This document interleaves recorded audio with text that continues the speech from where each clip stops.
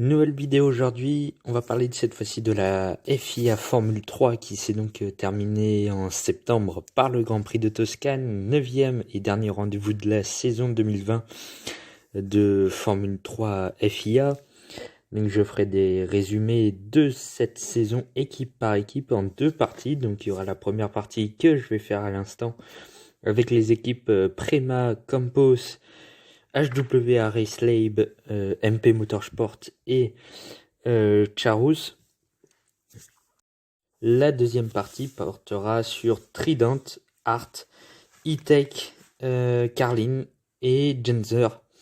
Donc ça, ce sera pour la deuxième partie qui viendra dans une petite semaine, voire deux. Donc déjà, dans cette première partie, on va commencer par l'équipe HWA Racelab qui a fini 5e du championnat de Formule 3 cette saison avec 138,5 points, dont 2 victoires grâce à Jake Hughes. Jake Hughes qui s'était imposé lors de la course numéro 1 en Espagne et lors de la course numéro 2 en Italie, pour le Grand Prix d'Italie à Monza. 2 victoires donc pour Jake Hughes et de multiples podiums puisqu'il en a obtenu 4, surtout en fin de saison, parce que le début de saison de Jake Hughes n'a pas été extrêmement bonne, puisque sur les 6 premiers Grands Prix de la saison, donc sur 3 pistes, enfin 2 pistes, mais en 3 week-ends de course, en Autriche, en Styrie, donc à Spielberg, et donc en Hongrie, il n'avait marqué que 0,5 points. C'était la course 1 en Styrie qui avait été partagée, divisée par 2 à cause de la pluie, donc les points avaient été divisés par 2. Il n'avait inscrit que 0,5 points en 6 courses. HWA avait très mal commencé cette saison avec 4 points et demi du coup en 6 courses. Et c'était même Enzo Fittipaldi qui avait marqué le premier point de l'écurie de cette saison 2020. Mais ça, j'en parlerai juste après d'Enzo Fittipaldi, son équipier. Donc Jake Hughes a remporté 2 courses en Espagne et à Monza. Il a inscrit au total 111,5 points, donc sur tout le reste de la saison, c'est-à-dire en 12 Grands Prix, il aura inscrit 111 points. Ce qui est énorme. Je crois que c'est le premier ou deuxième pilote, voire troisième pilote à avoir marqué le plus de points à partir du Grand Prix de Grande-Bretagne. 4e week-end de course en Formule 3. Ensuite, Jake Hughes a été... si je mettais une note à Jake Hughes, je mettrais plutôt un beau 8 sur 10. Jake Hughes, malheureusement, il est âgé de 25 ans, donc trop vieux pour...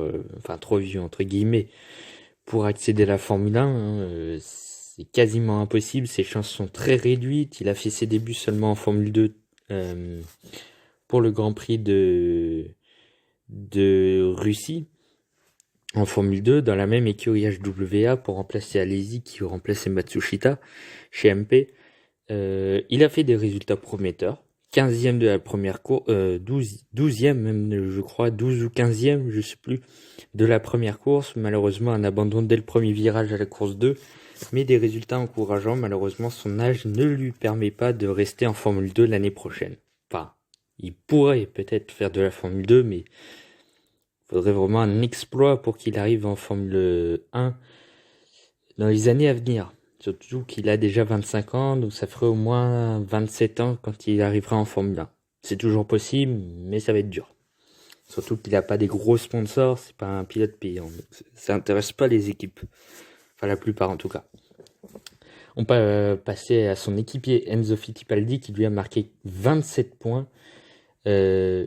L'ensemble de sa saison n'a pas été extraordinaire. Il a marqué les 2 premiers points de l'équipe lors de la course 2 en Autriche.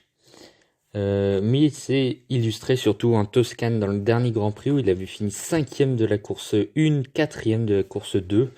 Excellent week-end de la part de Fittipaldi qui avait marqué 18 points sur 27 lors du même week-end en Toscane lors du dernier Grand Prix.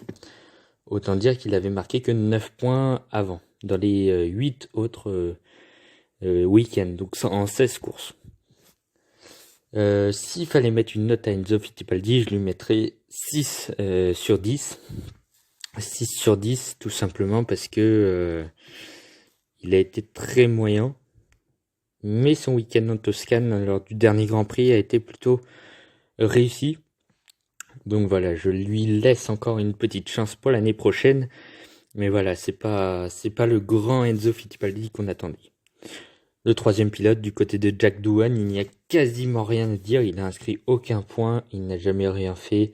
Cette année, très décevant, Jack Doohan, le troisième pilote de HW à Racelabe. Donc rien à dire. On va passer tout de suite à la deuxième équipe qui est Charus.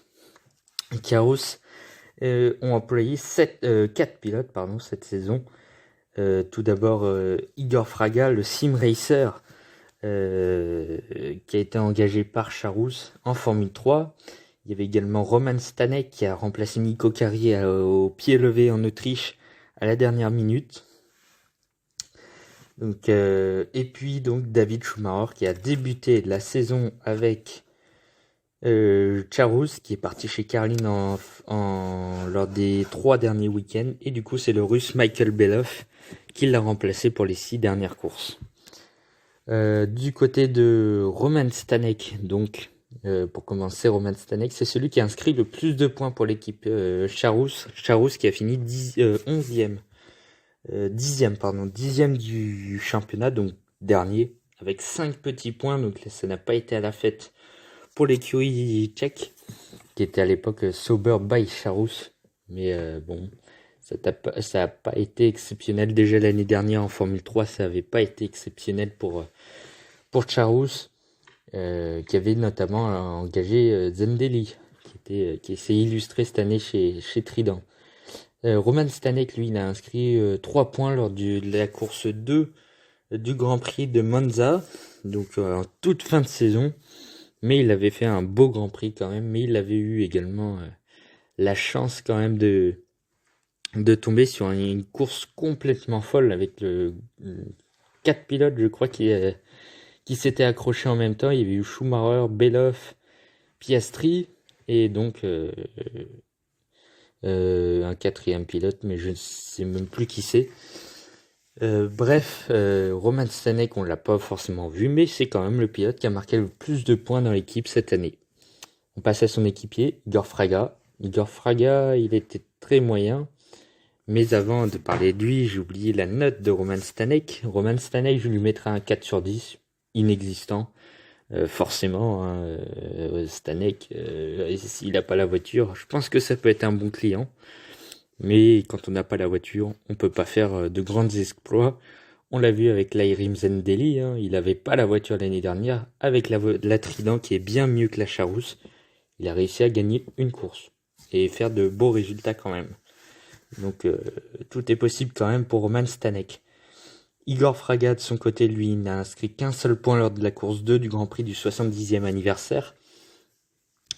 Donc pas exceptionnel, hein. S'il faut mettre une note à Fraga, je lui mets 4 sur 10, pareil comme Stanek, invisible cette saison.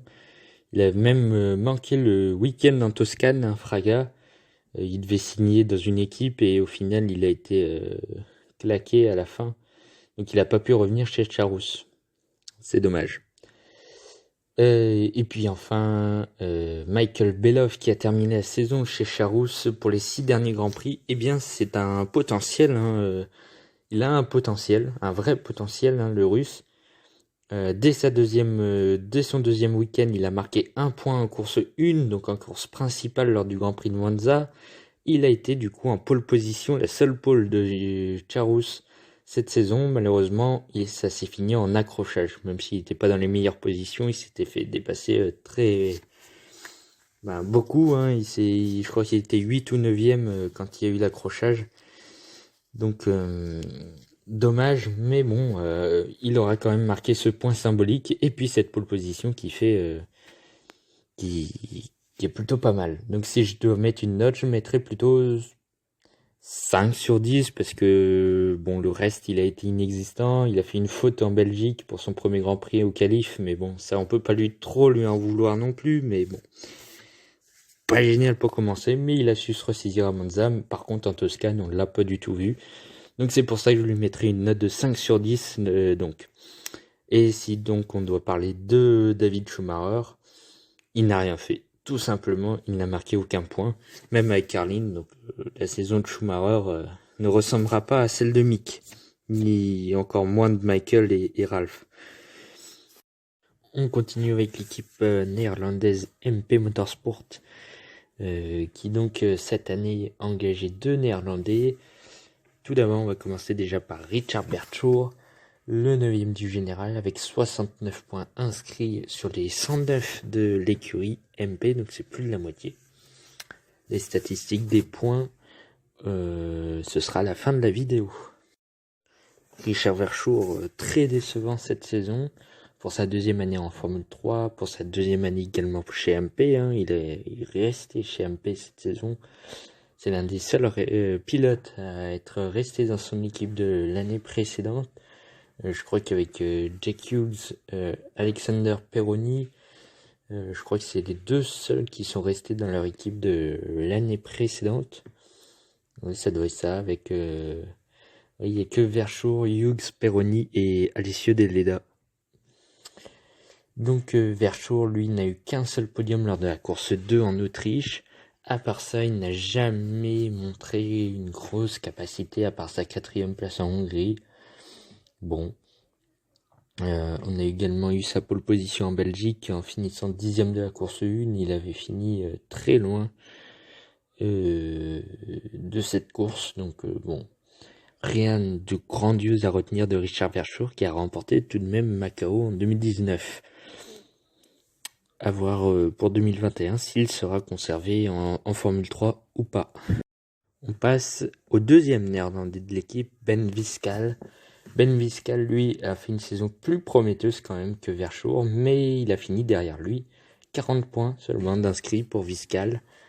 Et pourtant, lui, quand il a marqué des points, il a marqué des gros points. Parce qu'il a marqué 40 points, mais il n'a marqué qu'à 4 reprises des points, ce qui n'est pas beaucoup. Il a fait son podium en Hongrie, 3e en Hongrie.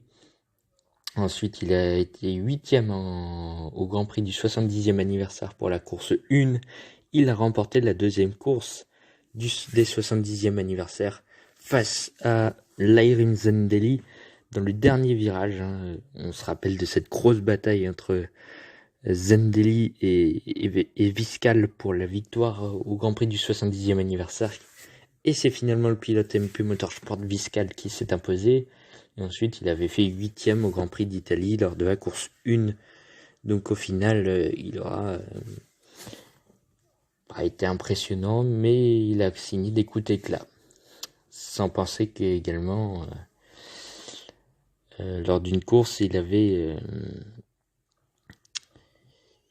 tout simplement été déclassé, enfin pénalisé de 10 secondes, c'était en Hongrie je crois, il avait une course gagnée, il avait fait une course impressionnante et puis malheureusement il a été pénalisé de 10 secondes. Avec les 10 secondes il serait sur le podium, il aurait été sur le podium, ça c'est sûr. Il aurait même pu gagner la course, mais une safety car qui avait envoyé Malvestiti, le pilote Tiencha, qui était dans le mur, et bien une safety car a ruiné les plans de Ben Viskal, qui était alors premier du Grand Prix à ce moment-là. Et au final, le Grand Prix, c'est David Beckman qui l'avait remporté sur tapis vert. Du côté du 3e pilote MP Motorsport, l'Autrichien Lukas Dunner, il n'aura rien fait, aucun point de marqué par l'Autrichien. MP Motorsport a fini 6e du championnat avec 109 points. Et donc, une victoire signée Ben Viskal. 4e équipe, Campos. Campos, l'équipe espagnole qui a fait un bond dans le classement l'année dernière. Ils avaient fini 10e et dernier avec 5 points, je crois. Déjà signé Peroni. Cette année, ils finissent 7e, 64 points de marqué, 64 points signés Peroni. Ils ont été 4 à rouler dans cette Campos. On a eu donc Alex Peroni plus que leader de cette équipe Campos qui s'est bien assagi par rapport à l'année dernière où il provoquait beaucoup d'accidents. Cette année, il a été il a été propre. Bon, Sophia Flörsch a fait des résultats prometteurs, mais sans plus malheureusement. Elle a été remplacée en Belgique par Andreas Sessner, qui était chez Yenzer l'année dernière. Esner qui était juste là pour 2 Grands Prix, hein, le temps que Sophia Flörsch était en ELMS, je crois, en championnat d'endurance, en Endurance Le Mans Series. Si je me trompe pas sur les initiales en tout cas. Et donc ce fameux Italien Alessio Deledda qui est exceptionnel en Formule 3 depuis 2 ans, à part les bacs à gravier et les murs. Je vois pas d'autres talents en lui. Restons sur Alexander Peroni. Alexander Peroni qui a donc marqué 64 points cette saison, de 2 podiums, je crois, cette saison. 3 podiums même. Oui, c'est ça, 3 podiums. Cette saison en Formule 3 pour le premier Grand Prix en Autriche, la course 1 du Grand Prix d'Autriche, où il a fini 3ème. Derrière Piastri et Sargent. Il a fini également 3ème du Grand Prix de Grande-Bretagne, la course 2, derrière Beckman et Novalak. Et donc le 3ème podium, c'était en course 2 en Espagne, qui s'était intercalé entre Oscar Piastri et l'Italien Matteo Nannini. Dans sa saison, il a été très très bon, très très fort avec une voiture très moyenne. Donc c'est pour ça que je lui vois un 8 sur 10 dans sa note de la saison. Il a été vraiment excellent, Alex Peroni, vu la voiture qu'il avait. Honnêtement, c'est pas un pilote que j'aime bien, je vais être honnête. Mais il mérite quand même son passage en Formule 2 pour l'année prochaine. Pourquoi pas remplacer Samaia, qui ne fait absolument rien en F2 aux côtés de Jack Aitken. Et Aitken en plus devrait aller en Formule électrique, donc ça libère 2 places. Normalement, Peroni en 2021 devrait être en Formule 2. Enfin, je vois pas pourquoi il resterait en Formule 3.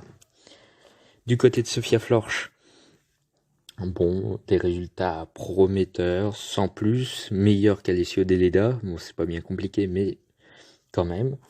Bon, après, on va me taper sur les doigts quand je vais dire que ce n'est qu'une femme. Mais quand même, bon, malheureusement, il n'y a pas des excellents résultats, mais je pense qu'elle mérite quand même une 2e année en Formule 3. Pourquoi pas continuer chez Campos, mais je la verrai bien dans une autre équipe pour l'année prochaine. Et du côté de Alessio Deledda, ben, tout simplement, il n'y a rien à dire. Oui, je vous disais tout à l'heure, à part les bacs à gravier et les murs, il n'a rien connu d'autre. Très souvent dernier, je crois que sa meilleure place est 26ème, quelque chose comme ça. 20ème, je crois, 20ème en meilleur résultat, mais c'est catastrophique. Et ça fait 2 ans que ça dure. Donc je vois pas pourquoi il resterait une 3ème année. Ou alors c'est vraiment qu'il a du pognon. Dans ce cas-là, autant aller en Formule 1. Du côté d'Andreas Sessner, l'Allemand, bon, il a eu 2 courses pour prouver son talent. Bon, ça a été pas trop mauvais. Mais bon, voilà, il a eu peu de temps pour prouver qu'il méritait une place en Formule 3 l'année prochaine. Donc pour les notes pour Sophia Flörsch, je lui mettrai un encourageant 5 sur 10. Pour Alessio Deledda, j'hésite entre le 1 et le 2. Parce qu'il met quand même du spectacle en mettant des drapeaux jaunes. Je mettrai 2 quand même, parce qu'il a la force quand même de piloter une Formule 3. Voilà. Bon. C'est comme une évaluation où pour la copie et l'encre, on vous met un peu de points. C'est pareil pour Deledda. Andreas Sessner, je lui mettrai un 4 sur 10, parce qu'il a été... Bon, pendant les 2 Grands Prix, on n'a pas vu vraiment son talent, mais il s'est débrouillé pas trop mal. Il était déjà au-dessus de Deledda, c'est pas difficile. En dessous de Peroni, ça c'était plus dur à atteindre. Voilà, il est dans la moyenne, il est là où il devait être lors de ces 2 Grands Prix de Belgique. Et enfin, 5e et dernière équipe de cette première partie du résumé de la Formule 3, c'est le champion du monde 2020. Prema, l'écurie italienne qui a été donc sacrée pour une 2e fois consécutive Après son sacre déjà en 2019 avec son trio Schwarzman, Daruvala, Armstrong, les trois pilotes qui sont en F2 cette saison, qui brillent plus ou moins. On va commencer par le moins bon des trois, c'est-à-dire le Danois Frédéric Vesti. Le Danois a donc marqué 146,5 points et il a remporté 3 courses cette saison. La course 1, 3 courses numéro 1. La course 1 en Styrie qui avait été marquée par la pluie. Donc ils avaient fait moins de la moitié, du coup les points ont été divisés par 2. C'est pour ça qu'il a marqué 17 points et demi pour sa victoire seulement. Ensuite, il faut aller très très loin ensuite, puisqu'il faut atteindre Monza pas mal de mois après, 4 ou 5 mois après, pour revoir une victoire de Vesti qui enchaînera également la course 1 en Toscane.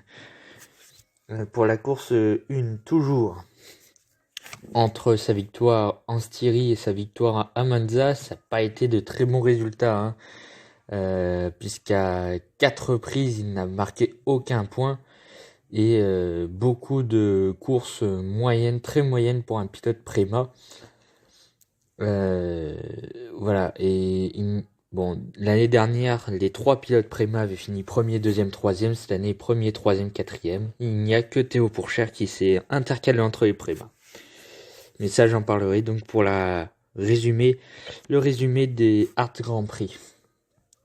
Vesti, s'il fallait lui donner une note, je lui donnerais une note de 5 sur 10, puisqu'il a gagné quand même, c'est pas mal, mais avec la voiture qu'il avait, il pouvait faire mieux, même si au final, il n'est qu'à 17 points et demi de Piastri, le champion et équipier.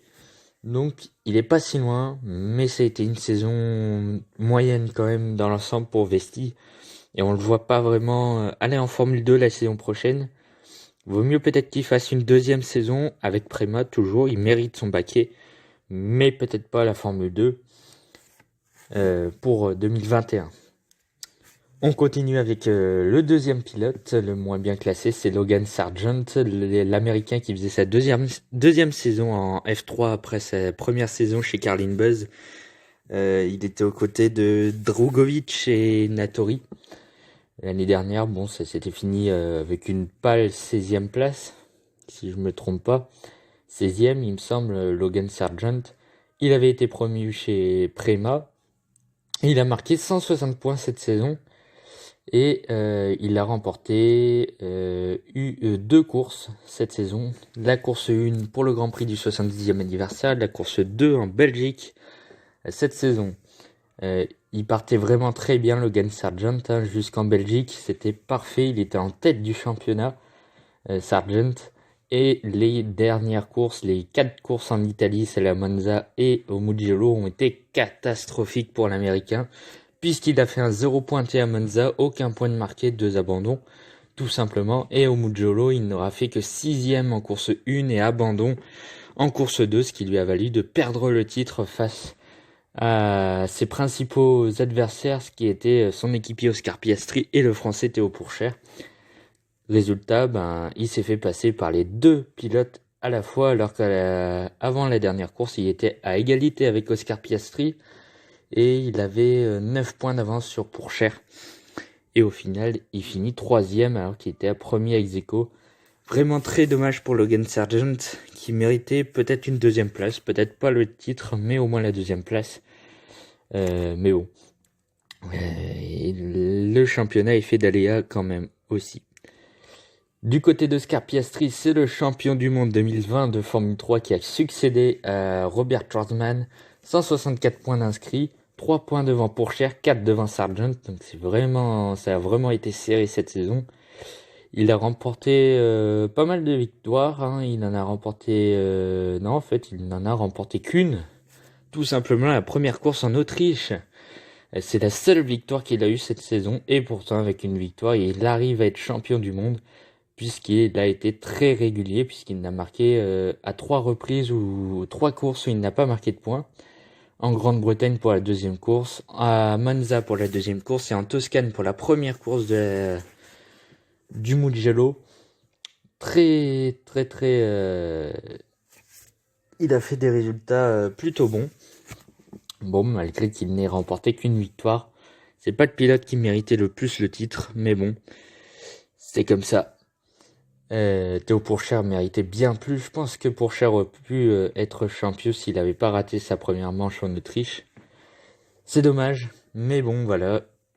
Comme je l'ai dit tout à l'heure, c'est des aléas. Hein. Oscar Piastri donc, est devenu champion, le deuxième champion de la FIA F3 après Robert Schwarzman. S'il fallait mettre une note déjà à Logan Sargent, puisque je lui en ai pas mis, je lui mettrais 8 sur 10. Oscar Piastri, 7 sur 10, même s'il est champion. Parce qu'il n'a remporté qu'une course finalement, donc il est régulier. C'est le mot que je cherchais depuis tout à l'heure. Il est régulier, mais il n'a pas encore vraiment... il s'est pas imposé comme le patron de la saison, puisqu'il s'est imposé qu'une seule fois cette saison. C'était la toute première course de l'année, donc la première des 18 courses. Donc bon, on dit que c'est moyen quand même pour un champion du monde. Maintenant, on va passer aux statistiques sur le nombre de points par pilote. Donc on commence par Prema, l'écurie que je viens de vous faire le résumé à peu près de la saison. Je ferai un résumé un peu plus détaillé sur l'ensemble de la saison et pas que par écurie par écurie. Je ferai un autre type de résumé. Donc on commence par Prema, comme vous le voyez, Oscar Piastri avec ses 164 points a une part de 34,9, donc en gros 35% des points de l'écurie Prema. Prema, on rappelle, est le premier avec 470,5 points. Ce qui est plutôt pas mal hein. En soi, de toute façon c'est la meilleure équipe de cette saison. Donc face à Logan Sargent qui lui en a 34% et Vesti 31%. Donc c'est assez serré entre les pilotes Prema. Chez MP Motorsport, Verschoor a remporté 63% des points de MP de son équipe. Ben Viscal 37 environ. Et donc Lucas Donner qui a fait un 0 pointé, donc forcément 0% de la part de MB Motorsport qui avait remporté, qui avait marqué 109 points, dont une victoire, celle de Ben Viscal, comme je vous l'ai dit tout à l'heure. Du côté de HWA, donc Jack Hughes, c'est clairement le leader d'HWA Racelab avec 80%, plus de 80% des points de HWA qui en a remporté 138,5%. 19,5% pour Enzo Fittipaldi qui a fait une fin de saison en Toscane tonitruante, enfin plutôt bien en tout cas. Et donc Jack Doohan lui aussi 0 pointé, donc 0%. Du côté de Campos, eh bien tout simplement Alex Peroni a marqué 100% des points de Campos qui en a marqué 64, soit autant que le nombre de Peroni, avec 3 podiums. Donc les Alessio De Leda, les Sofia Florsch et les Andreas Essner ont marqué aucun point de la saison. Alexander Peroni qui est donc le seul pilote Campos à avoir marqué des points dans l'histoire de cette équipe en FIA F3, puisque même l'année dernière ses équipiers n'avaient pas marqué de points. C'était Alessio De Leda et Sébastien Fernandez, si je me trompe pas. Oui, c'est ça. Et Fernandez et De Leda n'avaient pas marqué de points l'année dernière. C'est le seul pilote Campos à avoir marqué des points en Formule 3, avec Campos. Du côté de Charouz, donc 60% des points pour Roman Stanek, 20% donc pour Fraga et Belov. Ce qui est plutôt surprenant quand même de voir Roman Stanek devant aussi large, même si finalement il n'y a eu que 5 petits points pour Charouz, dernière de cette saison. Et donc David Schumacher qui a fait une grosse partie de la saison mais qui s'est arrêté après le Grand Prix d'Espagne, n'a inscrit aucun point, que ce soit avec Charouz ou avec Carlin où il remplaçait Leonardo Pulcini. Mais ça j'en parlerai dans la deuxième partie du résumé de la saison 2020 de FIA F3. Donc prochain rendez-vous donc pour la deuxième partie avec les 5 dernières équipes de la saison 2020 de Formule 3.